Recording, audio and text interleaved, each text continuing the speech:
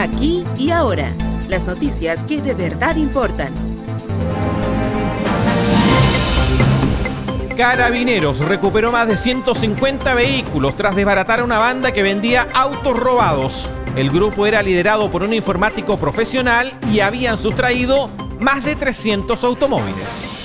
Detrás del robo de estos vehículos hubo personas que iban conduciendo y que tuvieron pánico, que fueron amenazadas, que tuvieron un arma en la sien, que fueron golpeadas, que temieron por sus vidas. Y esos temores se combaten con un trabajo investigativo. Alcaldes de la zona sur de la región metropolitana advierten del colapso del sistema de atención primaria de salud en este punto de la región metropolitana tras la paralización de la unidad de emergencia del hospital Barros Luco, luego que un funcionario de esa unidad fue agredido por un paciente. Desde la Federación Nacional de Trabajadores de la Salud acusan además la falta de insumos para los funcionarios. La urgencia del Hospital Barros Luco está movilizada desde hace varios días porque se han presentado muchos problemas con los trabajadores en el sentido de que no cuentan con los materiales, los insumos necesarios. Tribunal autoriza el embargo de 103 tiendas y 400 marcas de La Polar tras demanda de la AFP Capital. Al momento de embargar las cuentas bancarias de la multitienda descubrieron que esta solo tenía 300.000 pesos. Así como Capital está demandando a La Polar, nosotros como consumidores exigimos que a los trabajadores se les restituya lo que compró en forma riesgosa y temeraria, como lo dijo la Corte Suprema. Desde el oficialismo afirman que hay consenso en varios puntos respecto a la reforma de pensiones. Sin embargo, acusan que en la oposición hay posturas negativas porque aún no se ingresa el proyecto al Congreso, lo que se espera que ocurra en los próximos días. Contribuyen todos los actores del sistema, el Estado, empleadores, trabajadores, que está compuesto de distintos pilares que complementan el aporte del Estado, un beneficio básico. El Partido Comunista califica y advierte a la democracia cristiana que no aceptarán chantajes ni vetos para impedir que Carol Carrión asuma en la testera de la Cámara. En tanto, desde el Partido de la Gente hay diferencias respecto a una consulta digital planteada para definir si respalda o no a la parlamentaria comunista. No estamos en posición de exponer a nuestros compañeros, nuestras compañeras, y menos aún de aceptar vetos ni chantaje, porque así a ninguna otra bancada, a ninguna otra fuerza política se le exige que se impone una nominación o una candidatura. Esta jornada se retomaron los diálogos constituyentes con algunas definiciones. No será ni la Corte Suprema, el Congreso o el Tribunal Constitucional el órgano que asegurará el cumplimiento de las bases constitucionales. Está planteando la creación de un órgano especialmente constituido al efecto que debe velar por que se cumpla con las bases constitucionales. Será ni el Congreso, ni el Tribunal Constitucional, ni la Corte Suprema.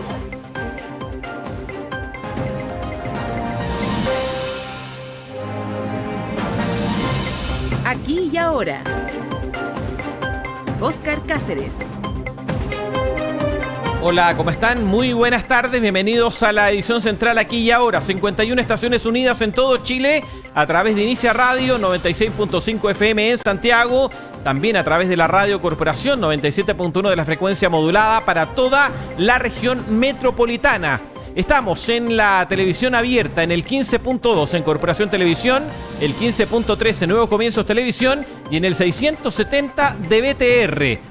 En Punta Arenas, en la capital de la región de Magallanes, en la televisión de libre recepción satelital estamos en el 38.2, señal digital HD, a través de la cual vamos a revisar las noticias más importantes a esta hora. En el cable operador BTR 670, también para todo el territorio nacional, estamos haciendo la revisión de las noticias. Les recordamos que estamos en el hashtag Aquí y Ahora. Si usted se quiere comunicar con nosotros a través de las redes sociales, el hashtag Aquí y Ahora, también en el WhatsApp, el más 569-8721-4575, más 569-8721-4575. Estamos ahí mirando la señal oficial del Palacio de la Moneda, porque en los próximos minutos debería comenzar la ceremonia en la Casa de Gobierno del Día Nacional de las Iglesias Evangélicas.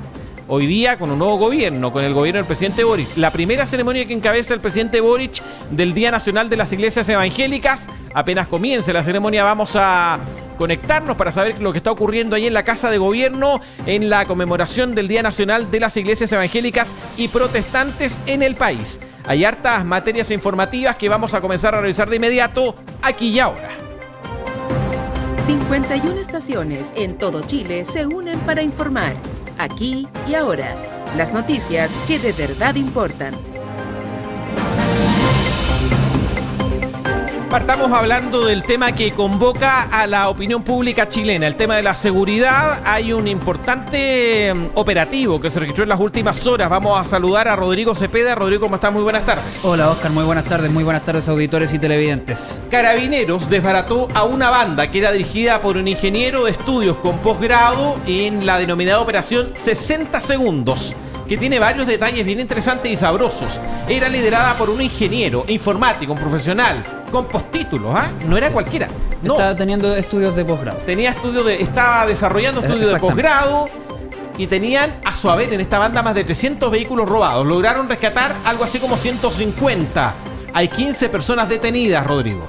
Efectivamente, hay otro dato que vamos a estar comentando también a continuación. Por ejemplo, que contrataban a menores de edad para realizar los distintos ilícitos. Pero se trata de una operación que realizó el Departamento de Encargo y Búsqueda de Vehículos de Carabineros en conjunto con la Fiscalía Occidente, quienes desbarataron a una banda dedicada justamente a sustraer, blanquear y vender vehículos robados. Es decir, encerronas y portonazos. ¿Y qué hacían con los vehículos que robaban?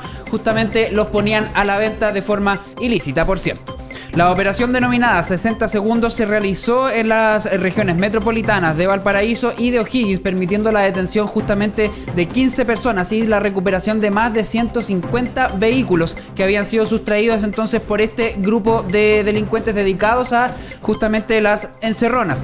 El grupo poseía un patrimonio de más de 6.500 millones de pesos, en los que se consideraba además de los vehículos, droga, dinero en efectivo, armas de fuego e implementos justamente para cometer estos ilícitos. La investigación permitió determinar que la banda contrataba a menores de edad a los que se les pagaban incluso 2 millones de pesos para robar los autos. La banda modificaba las máquinas una vez robadas, les cambiaban por ejemplo el chasis, las patentes e incluso adulteraban los documentos legales de propiedad.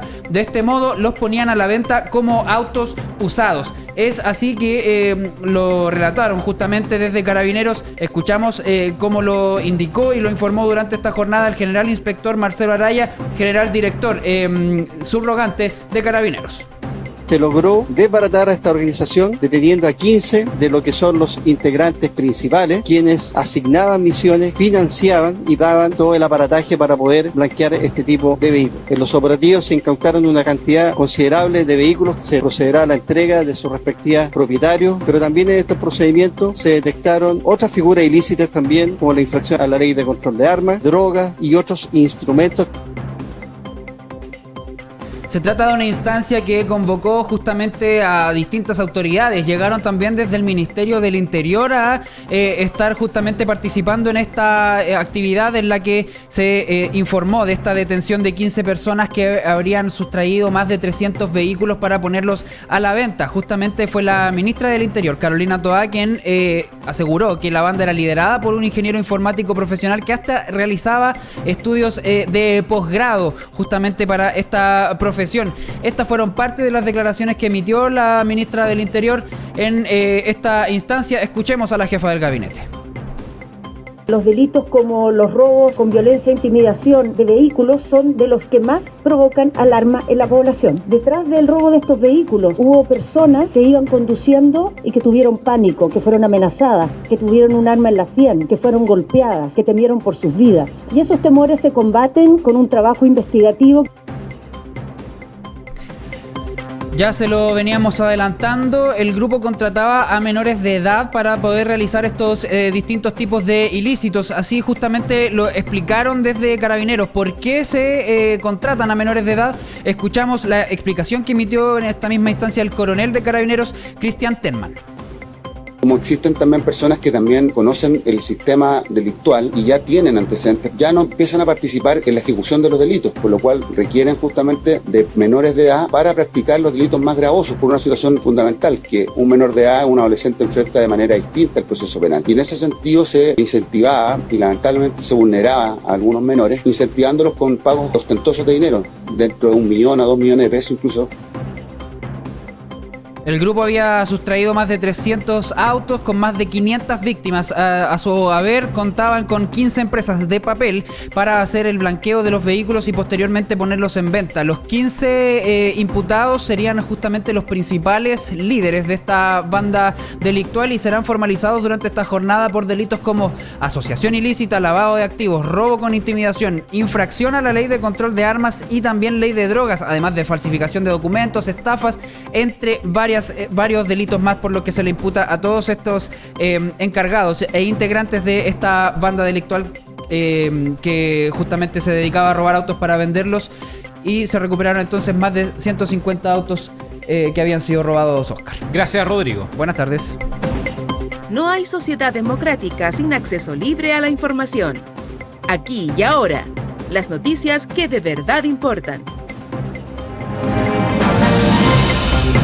Vamos a La Moneda, la ceremonia del Día Nacional de las Iglesias Evangélicas que acaba de comenzar. Escuchamos en vivo lo que está ocurriendo en la Casa de Gobierno. Nuestro país y trabajar sabiendo que Dios es nuestro único juez.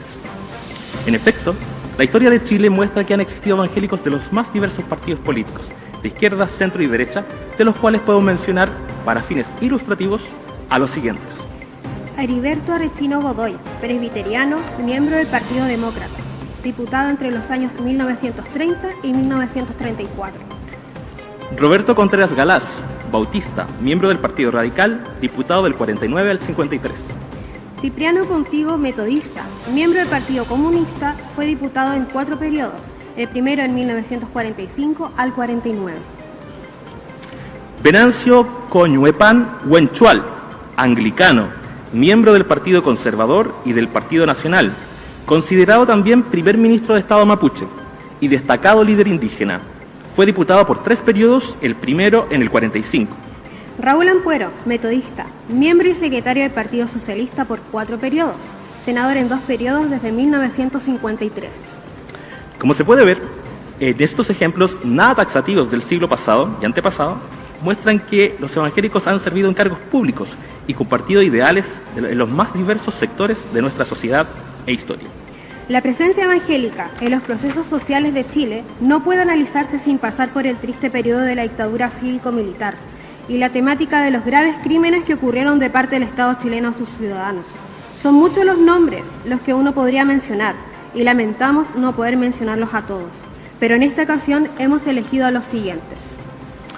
En primer lugar, tenemos al Consejo Mundial de Iglesias, institución ecuménica de gran presencia protestante, que fue un organismo clave en el financiamiento de las principales iniciativas ecuménicas para la defensa de los derechos humanos y el trabajo social, como el Comité Pro Paz, la Vicaría de la Solidaridad, la Fundación de Ayuda Social de las Iglesias Cristianas, FASIC, la Ayuda Cristiana Evangélica, ACE, o CEPADE, el Servicio Evangélico para el Desarrollo.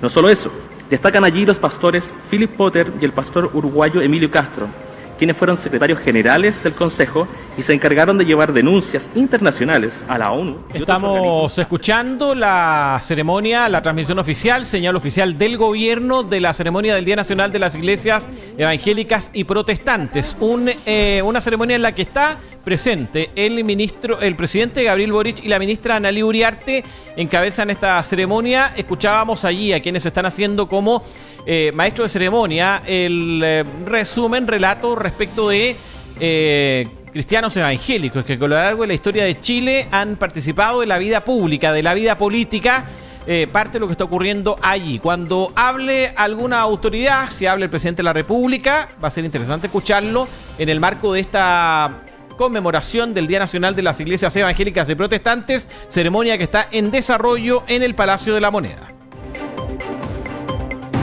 No hay sociedad democrática sin acceso libre a la información. Aquí y ahora, las noticias que de verdad importan. Hablemos del caso La Polar. Hay una presentación judicial que ha hecho la AFP Capital, pidió el embargo de las cuentas corrientes, el embargo de las tiendas. Encontraron en las cuentas corrientes 300.000 pesos, yo lo encuentro impresionante, increíble, pero así es la cosa. Miguel Núñez Malío, tú nos vas a contar la historia de qué se trata, de dónde viene esta demanda, cuál es el contexto. Y también hay novedades respecto de las pensiones. El gobierno ha anunciado que la próxima semana entra sí o sí el proyecto de la reforma del sistema de pensiones. Así es, Oscar. Hay relaciones entre estos dos casos, puesto de que tocan justamente al tema de las pensiones. Ya vamos a ver por qué. Puesto que, tal como tú adelantabas, fue la empresa AFP Capital, la administradora del Fondo de Pensiones Capital, que demandó a la empresa La Polar. Todo esto arrastrado, ustedes se recordará, hace más de 10 años ya atrás, el caso de las repactaciones unilaterales por parte de la multitienda La Polar. Bueno, en esa instancia y en esa ocasión hubo, en algún momento las acciones de La Polar estaban marcando bastante alto y sin embargo cayeron. Y lo que significó también una pérdida para los fondos de pensiones, para las cotizaciones de los trabajadores. Y producto de ello es que la AFP Capital había demandado a la tienda La Polar por 22.000 millones de pesos como forma de indemnización y que se le restauraran las pérdidas que sufrieron durante aquel tiempo. Sin embargo, tras que el tribunal autorizara este embargo para poder allanar distintas tiendas, marcas, se encontró que las cuentas bancarias, escuche bien, habían cerca de 300.000 pesos, una cifra bastante inferior. Ya quedan debiendo cerca de 21.700.000 pesos. Esa es la diferencia que le queda por responder a La Polar frente a este caso. Sin embargo, estos montos irían en indemnización hacia la AFP, pero veremos lo que podría suceder con las cotizaciones de los trabajadores. Frente a ello, desde la Corporación Nacional de Consumidores y Usuarios, la CONADECUS, han manifestado su preocupación al respecto y aseguró en conversación con Aquí y Ahora su presidente Hernán Calderón que han presentado una demanda colectiva para que estos dineros que perdieron, que tienen que entregarse a la AFP Capital, se restituyan finalmente a las cotizaciones que perdieron los trabajadores, las que ascenderían, según lo que señalaron, a más de 6.500 millones de pesos. Y nosotros en una demanda colectiva le estamos exigiendo que tienen que restituirla. Pero ahora viene con intereses porque esto hace 10 años atrás, sistema financiero, si usted no le paga, le aplica intereses, reajuste. Por lo tanto, nosotros en este caso decimos, así como Capital está demandando a La Polar, nosotros como consumidores exigimos que a los trabajadores se les restituya lo que compró en forma riesgosa y temeraria, como lo dijo la Corte Suprema. Así es, una preocupación que no solamente está instalada entre los usuarios y los consumidores, tal como escuchábamos, sino que también se está trasladando prontamente hacia el Congreso. Fue el diputado Daniel Manucheri, presidente de la Comisión de Economía, quien también mostró esta preocupación de que estos fondos que se están restituyendo puedan ir hacia los trabajadores y no directamente hacia la AFP. Denota un poco la realidad de lo que acontece con las AFP, que cuando invierten el dinero de todos los chilenos en empresas que posteriormente caen en escándalos de corrupción, finalmente las pérdidas son asumidas por los fondos de pensiones de los chilenos. Aquí lo relevante para mí no son los intereses de las AFP, sino saber finalmente estos montos que van a recuperar las AFP, hacia quién van a ir. ¿Van a ir hacia las ganancias de las AFP o va a haber algún tipo de restitución? Bien, y lo que ustedes también escuchaban ahí, esta es la relación que se encuentra entre el caso La Polar y lo que suceda también con las AFP y las pensiones. Y también hablando de materia de pensiones, justamente conocimos hace pocos instantes que el gobierno confirmó que esta próxima semana va a presentar finalmente el proyecto que reforma al sistema de pensiones, el cual ha adelantado y ha defendido también el ministro de Hacienda, Mario Marcel, hablando de un sistema mixto, es lo que está adelantando y también precisando de qué se trata. Escuchemos justamente al jefe de las finanzas públicas. Cuando hablamos de un sistema mixto, es de un sistema al cual contribuyen todos los actores del sistema, el Estado, empleadores, trabajadores, que está compuesto de distintos pilares que complementan el aporte del Estado, un beneficio básico con los ahorros de los trabajadores y con un mecanismo de seguridad social, y sobre todo que es un sistema que va a beneficiar a todos los pensionados. Así es, y tal como tú adelantabas, Óscar, también no es el primer proyecto que busca reformar el sistema de pensiones, pero sí que, sin embargo, desde el oficialismo señalan que ya hay consenso en varios puntos. Sin embargo, hay preocupación por las posturas desde la oposición, así lo manifestó la diputada oficialista Gael Yomans, integrante de la Comisión de Hacienda. Es una buena noticia que ya tengamos consenso en varias materias y que están incorporados en esta reforma, como aumentar la PGU a 250.000 pesos, aumentar la cobertura también de ella, aumentar la cotización con cargo al empleador y hacernos cargo de las lagunas previsionales. Sin embargo, es preocupante que algunas fuerzas políticas de oposición estén fijando posiciones de antemano contrarias a la reforma sin que hayamos dado la discusión, sin que siquiera se haya ingresado la reforma. Eso desde el oficialismo. En tanto, desde la oposición responden que presentan que principalmente van a defender 3 puntos, y eso lo explica justamente el diputado de Renovación Nacional, Frank Saberwom, quien integra la Comisión de Hacienda y también la Comisión de Trabajo. Escuchemos.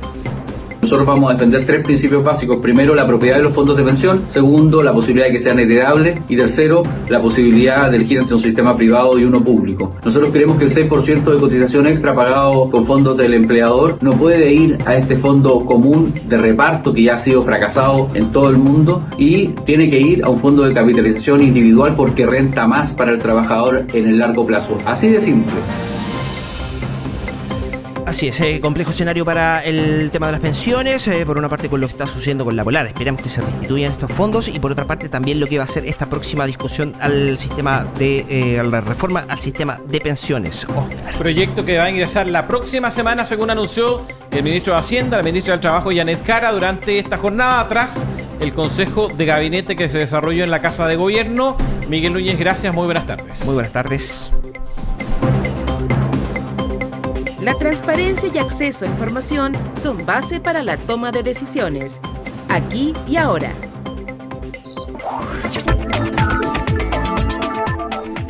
Estas son algunas de las noticias que están disponibles en aquiyahora.cl. Paralización de la urgencia del Hospital Barros Luco mantiene colapso en los recintos asistenciales de la zona sur de la región metropolitana.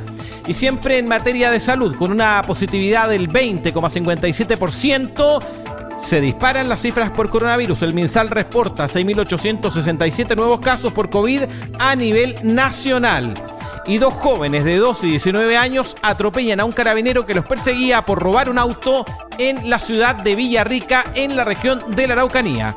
Estas son algunas de las noticias que están disponibles en aquiyahora.cl. Aquí y ahora, te informamos todo.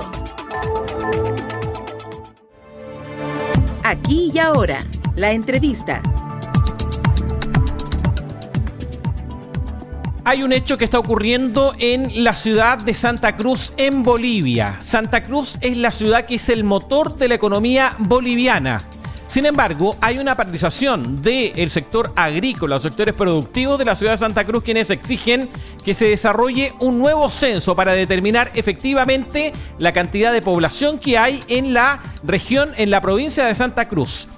Han respondido otras provincias bloqueando el acceso de las rutas hacia Santa Cruz, lo que podría generar una situación de desabastecimiento en esa zona. Vamos a hablar de inmediato desde Santa Cruz, en Bolivia, con el profesor chileno David Carrillanca, quien se encuentra en esa provincia boliviana desarrollando actividades de carácter misionero. David Carrillanca, ¿cómo le va? Muy buenas tardes, gracias por recibir el llamado. Aquí y ahora, 51 estaciones en todo Chile le saludan.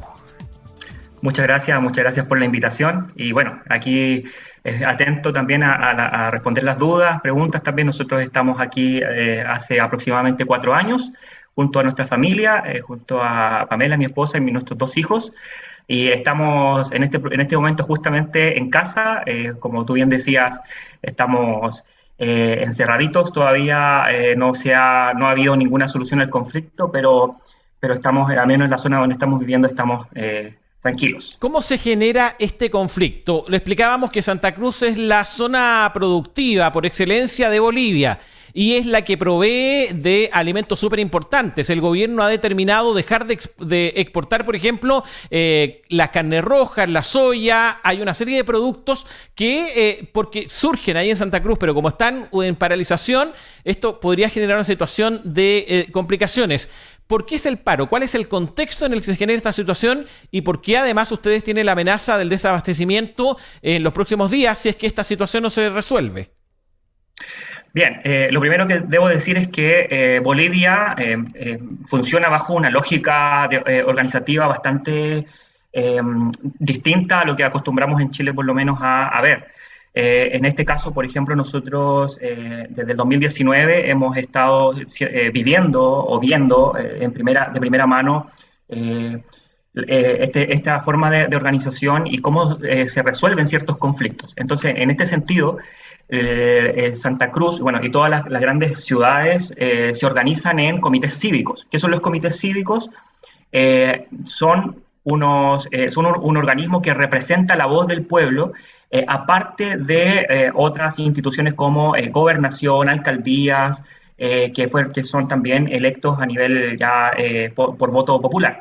Entonces, Bolivia tiene un censo que se hizo en el año 2012 aproximadamente, pero desde esa fecha hasta ahora Santa Cruz ha tenido un crecimiento demográfico, si no me equivoco, de los más grandes de Latinoamérica. Cerca de 80.000 personas por año se trasladan de distintas provincias a vivir a esta gran ciudad. Entonces, se estima que más o menos hay unos 800.000 a 1 millón de habitantes más desde el último censo hasta ahora. Por lo tanto, es necesario, y esto es lo que están pidiendo, necesario una reestructuración o que el censo pueda colaborar en cuanto a la redistribución de los recursos. Entonces, a ver, David, ¿significa esto que complicado. A mayor cantidad de población, Santa Cruz recibe más recursos del Estado? ¿Esa es la explicación? Eso debería ser, pero como se supone que toda esta redistribución de recursos está en base a las estadísticas de hace 10 años atrás, en este momento Santa Cruz está necesitando una nueva redistribución de estos recursos. También tiene que ver con los escaños políticos que Santa Cruz tiene de representatividad, por ejemplo, en la Cámara, y eso en este momento no se está reflejando. Entonces Santa Cruz está pidiendo, antes de que sean las nuevas elecciones, que más o menos van a ser si no me equivoco, en el 2025, por ahí. Entonces, Entonces lo que nosotros estamos viendo acá es una petición desde la ciudadanía, de la mano de sus representantes, el Comité Cívico, que han paralizado todas las actividades para protestar y para pedir y exigir al gobierno que realice un censo para el 2023, pero el gobierno lo quiere hacer el 2024. Ya, perfecto. Se entiende el punto entonces respecto de la razón por la cual en Santa Cruz paralizan para poder presionar al gobierno por este censo. El gobierno dice que quiere para el 2024, sin embargo, hay rutas cortadas, pero no son los habitantes de Santa Cruz cortando las rutas, sino que son otras organizaciones, fuerzas políticas. Explíquenos, ¿quiénes mantienen cortadas las rutas y por qué esta situación podría afectar el abastecimiento de productos para la provincia de Santa Cruz? Ya, ok. Entonces esto, como yo les decía, tiene que ver con, primero, está llevándolo a cabo un comité cívico representando la voz de toda una ciudad. Es la ciudad la que está paralizada. No hay, el comercio se puede abrir, pero siempre y cuando puedas llegar a esos lugares también, pero no hay vehículos, no hay movilización de las rutas, todas las rutas están cortadas dentro de la ciudad. Sin embargo, hay un alto porcentaje de la población en Bolivia que no tiene contrato, un contrato legal, digamos, o sea, trabaja al día. Entonces, todo lo que pueda ingresar a su economía tiene que ver con lo que hace durante el día. Micros, camiones, venta de frutas. Cerca de un 70-80% del comercio es así, es informal. Por lo tanto, muchos de los sindicatos que dependen de la venta diaria están en contra de este paro que viene a repercutir directamente en el comercio. Entonces, lo que están haciendo es, a modo de protesta contra Santa Cruz y contra el Comité Cívico, están bloqueando todas las rutas desde las provincias. Entonces, no está ingresando alimentación, se hizo el corte de gas y de gasolina, el parque industrial donde se producen los alimentos o hay, por ejemplo, la parte de medicamentos y las cadenas de frío están siendo en este momento bien... están cortadas por lo mismo, porque no están dejando el ingreso de gas, alimentos, camiones, abastecimiento para toda la ciudad. Ya, es decir, son los trabajadores que no tienen contrato, trabajadores informales que en respuesta a esta situación están diciendo a nosotros el paro no nos conviene, no nos resuelve nuestro problema de fondo y cortaron las rutas. Santa Cruz se conoce también como la zona del oriente petrolero en Bolivia. ¿Qué pasa con la producción de petróleo y cómo también son parte del paro? Y a varios días, ¿en qué situación de abastecimiento están ustedes como familia, por ejemplo, ahí en Santa Cruz? Nosotros en este momento acá estamos, bueno, nosotros sabíamos que esto se venía complicado, así que nos abastecimos más o menos para unos 10 días. Llevamos 7 días, así que ya estamos esperando que justamente hoy, está reuniéndose en Cochabamba todo un comité de cada una de las ciudades, representantes de gobernadores, alcaldes y comités cívicos están representando a sus ciudades, a sus pueblos, para llegar a un acuerdo. Lo que se pide es un censo para el 2023 y hasta el momento no hemos tenido noticias de cómo va eso. Si es positivo, si se acoge la petición para el censo lo más antes posible, hoy día, ya mañana, ya no habría paro. ¿Esto se resolvería tan fácil como que el gobierno se allane a establecer un nuevo censo de población para el año 2023? ¿Con eso se resuelve el problema? Con eso se resuelve el problema, exactamente. Ahora hay mesas técnicas trabajando en esto. Desde nuestra perspectiva, nosotros estamos viendo solamente de ambas partes, o sea, ambas partes están, con cierta razón luchando por esto. Pero aquí hay una lucha también de sindicatos, una lucha política también. Aquí hay un encuentro de fuerzas, de quién tiene la razón y quién puede finalmente tener la última palabra. Santa Cruz siempre ha sido complejo. Y hay que recordar además que Santa Cruz es una zona que se ha enfrentado al MAS. Las fuerzas políticas ahí son más bien contrarias al MAS, que está en el oficialismo, el actual gobierno, y también se genera esta pugna política. Entregarle el censo el 2023 también podría ser un punto político favorable a la oposición, y me imagino que eso también explica por qué el gobierno no se allana todavía a tratar de zanjar este asunto cambiando el censo del 2024 para el 2023. David Carrillanca, profesor chileno, misionero evangélico en Santa Cruz, Bolivia. Muchas gracias por este contacto. Muy buenas tardes. Buenas tardes. Muchas gracias. Más periodismo por mejor control ciudadano a la gestión pública. Aquí y ahora, las noticias que de verdad importan. Aquí y ahora, deportes. Es hora de hablar de los deportes en la presentación que nos trae elagora.net y su rostro más emblemático, Marcos Sotomayor. ¿Cómo le va? Muy buenas tardes. ¿Qué tal, don Oscar? ¿Cómo estás tú? Muy bien, muchas gracias. ¿A puertas de un fin de semana largo? Sí, altamente motivante. ¿Sí? La idea del fin de semana largo, hay que descansar también, es necesario. De eso se trata. Pero va a ser un fin de semana interesante también en términos de definiciones. La primera está lista. Absolutamente. Colo-Colo campeón. Sí. Alba 33 incluyendo una constelación, porque Colo-Colo no es una estrella, es una constelación de estrellas a esta altura. Pero ¿es necesario es un dato científico, es la ciencia habla. Johannes Kepler, aquí tengo al frente. Pero en la primera B es donde la cosa está también interesante. ¿Qué pasa con Magallanes? ¿Qué pasa con Cobreloa? Que se va a resolver la próxima semana. El próximo fin de semana. Sí, la próxima semana, a mitad de semana, se va a jugar la fecha que termina, que decide quiénes van a subir a Primera División. La primera opción claramente la tiene Magallanes, que además está en la final de la Copa Chile. Así que puede ser un doblete histórico para el equipo albiceleste. ¿Sabes tú, Oscar, que como están en campaña en este momento... después te voy a hablar de Colo-Colo, se les cayó el invitado estrella que tenían. Lamentablemente Pablo Solari, el pibe, no va a poder venir a la celebración del domingo. Pero yo te iba a decir de que en este momento están todos en campaña por el sillón de Quilín. Uno de ellos es Pablo... NFP. Sí, Pablo Milad, su actual presidente, la lista que encabeza Lorenzo Antillo, ex controlador de Audax Italiano, y la lista del expresidente palestino, don Fernando Aguad. Fíjate que adelantó el presidente del fútbol chileno, que va por la reelección, nadie sabe por qué, pero va, que su programa está basado en 3 puntos fundamentales. Uno, la separación de la federación con la NFP, cosa que tiene que hacerse sí o sí porque la FIFA sí lo dicta. O sea, aquí en Chile hace 10, 15 años que se está actuando de manera ilegal desde el punto de vista de la normativa FIFA. Segundo, que va a haber un programa de área de operación, estoy leyendo textual, que vele por la correcta organización de las competencias generando nexos con Carabineros y el Registro Civil. Bueno, esto es para la seguridad en los estadios. Si se genera un nuevo plan, un nuevo programa, significa que el actual vale esto, cero.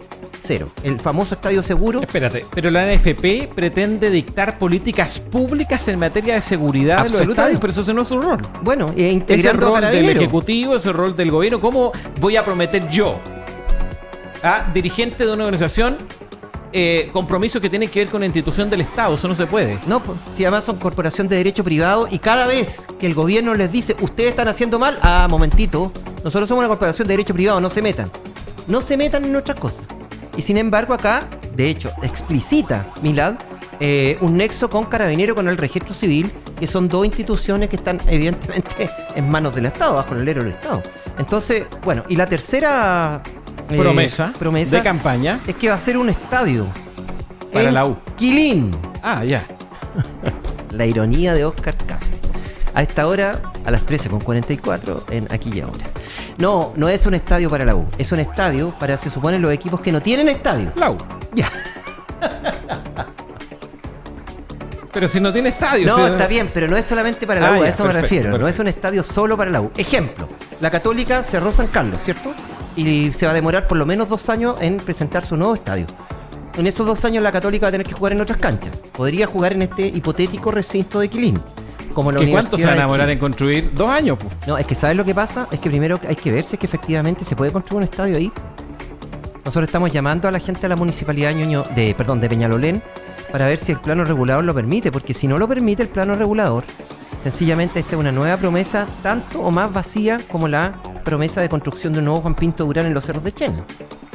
Entonces, ojo, atención con eso. Lo vamos a estar desarrollando todo esto en el programa La Tribuna en un ratito más.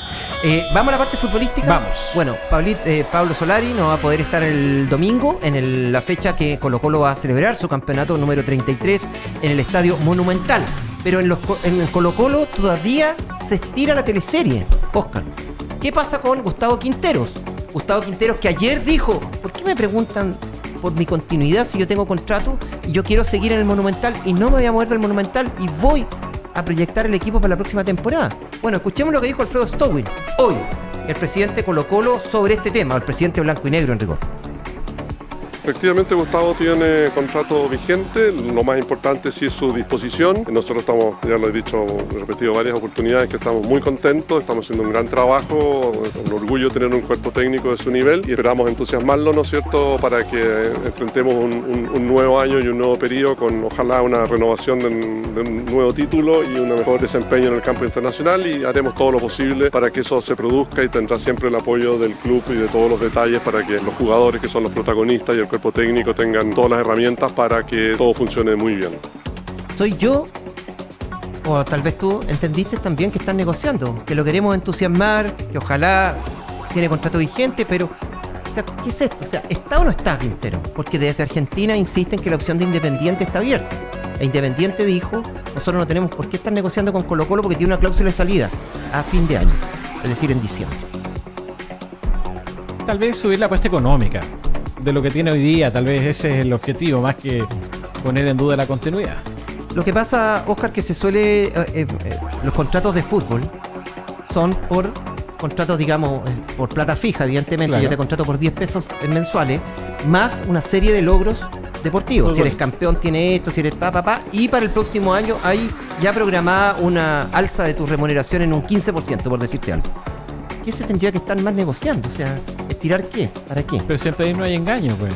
Sí, pero que las cosas se hagan como más, de manera más transparente. Esto de involucrar equipos en Argentina y todo aquello, a mí me parece, bueno, muy de los rioplatenses. En la Católica, durante toda la semana se ha estado lamentando la gente de la UC de la despedida del Chapita Fuenzalida. El Chapa Fuenzalida, que anunció su retiro de la Católica, no del fútbol, dijo: yo de la Católica no puedo seguir jugando a mi edad, etcétera, etcétera. Y hoy se refiere a este tema a la partida de un emblema del equipo estudiantil de la Franja, el técnico Ariel Holland.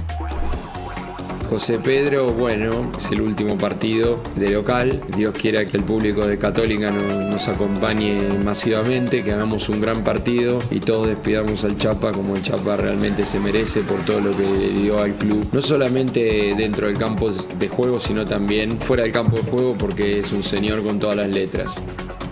De eso no hay ninguna discusión, el Chapa es un señor con todas las letras y evidentemente un jugador emblema del cuadro estudiantil. Yo te diría el más importante...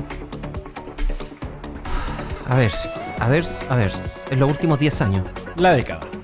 Sí, indiscutiblemente. El Chapa marcó una época dentro y fuera de la cancha, un tipo que tuvo un crecimiento espectacular como futbolista y además fuera de la cancha irreprochable. José Pedro Fuenzalía. Oye, irreprochable también ha sido la campaña de Manuel Pellegrini con el Betis y ayer le ganaron en Bulgaria al Ludogorets y se clasificaron como primeros en el grupo a la segunda fase de la Europa League. Lo importante para nosotros es que vamos a tener al Betis en Sudamérica. Va a ser un triangular con partidos en Chile frente a Colo-Colo, en Argentina frente a River Plate. Y no contento con esto, va a ser 2 partidos frente a Colo-Colo, uno en Concepción y otro en Santiago. Se refiere Manuel Pellegrini a esta venida a nuestro país. Hola, soy Manuel Pellegrini, los invito a todos ustedes a participar en el triangular que vamos a jugar con River Plate y con Colo-Colo, tanto en Chile como en Argentina. A todos los aficionados del fútbol los esperamos. Ahí está, con el entusiasmo de siempre Manuel, generando... No, está bien. Él está haciendo un aviso. Estilo, sí, un muy ingeniero. Oye, pero a mí ya me avisaron, ¿eh? Me mandaron mensaje ayer. Por ¿Te invitaron ya? Instagram, no, por Instagram. ¿Qué pasó? Mi hijo. A ver, dale. Vicente. A ver. Que el 12 o 13 de noviembre, el 13 de noviembre, se van a comenzar a vender las entradas a propósito de este mismo triangular. Y va a estar, ¿cómo se llama? Colo-Colo con River Plate en Viña. Yo vivo en Valparaíso, así que para nosotros es importante ir a ver a Colo-Colo en River. Y ahí con River en Viñal. Lo más probable es que esté Solari. Ahí sí. Ahí sí. Marco Sotomayor en la presentación de lagora.net. Muy buenas tardes. Gracias. La transparencia y acceso a información son base para la toma de decisiones. Aquí y ahora. Vamos de inmediato al Palacio de la Moneda. Habla el presidente de la República, Gabriel Boric, en el Día Nacional de las Iglesias Evangélicas y Protestantes. Pero de verdad lo agradezco porque son reflexiones muy atingentes, muy contingentes en este momento histórico en Chile. Es para mí, de verdad, un honor poder conmemorar junto a todos ustedes que es mi primer Día Nacional de las Iglesias Evangélicas y Protestantes como presidente de la República, porque estas ocasiones que muchas veces podrían entenderse como meramente protocolares, depende de nosotros y de cómo las tomemos, pueden también no serlo, y transformarse en instancias para estrechar lazos, para mirarnos, comprendernos, compartir puntos de vista y entender que, como Isani decía, somos una sociedad diversa y que la multiplicidad de miradas nos enriquece. Cuando esa multiplicidad de miradas no está pensada en negarle derechos al resto, sino en incluirlo, en acogerlo. Muchas gracias a las iglesias evangélicas y protestantes por el papel que cumplen hoy día en nuestra sociedad, porque están donde muchas veces casi nadie llega, muchas veces en silencio, con trabajo social, sin aspaviento, trabajo comunitario, educativo, de rehabilitación, en muchos contextos diferentes donde el Estado no está. Me acuerdo muy patentemente de haber ido a uno de los que debe ser uno de los pueblos más remotos de Chile, al que se llega después de 30 y tantas horas en barcaza y que no se puede llegar de otra manera. Se llama Puerto Edén. Y ahí había una familia pequeña que estaban construyendo su iglesia, una iglesia evangélica a mano, y pensaba cuánto tiene que ser la vocación de la fe para poder llegar justamente a esos lugares. En ese lugar viven 70 personas. Los invito a que después lo miren en el mapa. Viven 70 personas y había un pastor con su señora construyendo a mano su iglesia para poder predicar y para poder acompañar a los más desamparados de los desamparados. Y todas estas actividades que realizan es a la par de su misión espiritual, que es sin duda la principal razón de ser. Ustedes mencionaban el hecho que invita a esta conmemoración, que son Lutero y sus 95 tesis clavadas en la Catedral de Wittenberg. Parece un acto rupturista, pero era como se debatía en ese entonces, en el siglo XVI. Pero noten el título de las 95 tesis: Disputatio pro declaratione virtutis indulgentarium, cuestionamiento al poder y a la eficacia de las indulgencias. Por esa época, corríjanme ustedes si me equivoco, creo que el Papa católico era León X, si no me equivoco, y hay un grabado en alguna parte en donde está Lutero escribiendo las tesis en la cabeza de un león, porque habían aumentado las indulgencias para poder construir templos más fastuosos en esa época, y ante eso justamente se revela. Pero no fue solamente Lutero, sino también Calvino en Ginebra, los anabaptistas en Suiza, después en Holanda, antes los valdenses en Francia, que representaban un principio que a mí por lo menos me interpreta bastante, que es el de Iglesia semper reformanda, la Iglesia siempre reformándose, y es un principio que a nosotros también en la política nos viene bien, estar permanentemente cuestionándonos, escuchando otros puntos de vista, mejorando. Es la reforma permanente de las personas, de las instituciones, de la Iglesia y del Estado, cuando las sociedades y las circunstancias lo exigen. Es un voto contra el dogmatismo. Iglesia semper reformanda, es decir, que el statu quo tiene que cambiar en pos de estos principios trascendentales de los cuales ustedes han hablado: la justicia, la dignidad, la misericordia, la igualdad. Cuando pareciera que hay algunos que quisieran que nada cambie, volvamos a recordar estos principios desde las diferentes manifestaciones de la fe. Esta perspectiva también nos abre la puerta a algo que es tremendamente importante y que yo destaco muchísimo de lo que aquí se ha expresado, que es la tolerancia y la aceptación de las perspectivas diferentes que de hecho hay entre la diversidad de las iglesias evangélicas hoy presentes. Contrario al imaginario que algunos pretenden instalar, el mundo evangélico y protestante es diverso y transversal, tremendamente diverso y transversal.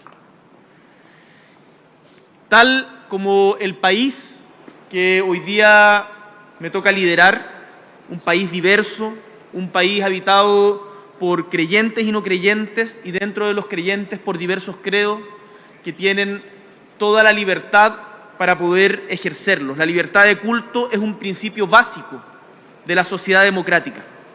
Es un llamado al respeto, a la tolerancia, a la convivencia. Es una expresión de libertad que como Estado siempre debemos proteger. Y este feriado desde ese punto de vista es importante porque es un hito que va más allá de Chile. Cuando la presidenta Bachelet lo promulga, es el primer feriado no católico en toda América Latina. Y eso habla de una diversidad y una riqueza cultural de la cual tenemos que estar profundamente orgullosos. Es importante crear mayor conciencia y reconocer el aporte de las iglesias protestantes y evangélicas al país, y por eso agradezco de nuevo a Betsabé y Esteban el recorrido que han hecho a través de la historia de la presencia evangélica en Chile. Permítanme agregar un par de datos que estuvimos revisando porque su historia también se entronca con la de la República. Fue un pastor bautista el que tuvo a cargo, mandatado por don Bernardo Higgins en 1820, la primera reforma educativa del país, cuando la educación todavía era una quimera solamente para los privilegiados. El reverendo Diego Thompson fue invitado por el entonces director supremo para conducir la naciente educación pública hacia un carácter popular y democrático. También están los constitucionalistas que se mencionaban antes, servidores públicos, educadores, parlamentarios, luchadores y luchadoras sociales, defensores de los oprimidos, de los perseguidos y los más necesitados. Forman parte de esta memoria histórica la acción valiente y solidaria de tantas iglesias evangélicas a favor de quienes fueron víctimas de la represión en los momentos oscuros de nuestra patria. La violencia, el hambre, la pobreza durante la dictadura, pero también en toda la historia.